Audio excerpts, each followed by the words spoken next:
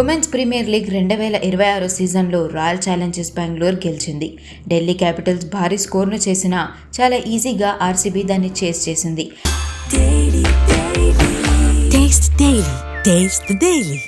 అయితే వరుసగా 4వసారి ఫైనల్కు చేరిన కప్ గెలవకపోయిన ఢిల్లీ క్యాపిటల్స్ ప్లేయర్స్ మైదానంలోనే కన్నీటి పర్యంతమయ్యారు.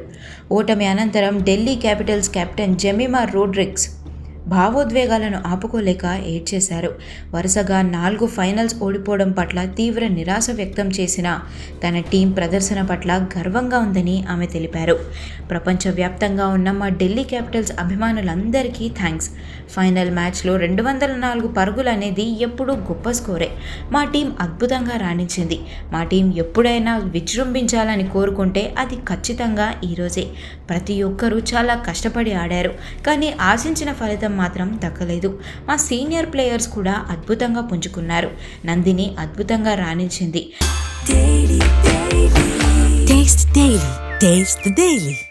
మేము ఆమె నుంచి ఆశించిన దానికంటే ఎక్కువే ప్రదర్శించింది. మిన్ను కూడా చాలా బాగా ఆడింది. అంతా అద్భుతంగా సాగిందని జెమిమా చెప్పుకొచ్చారు.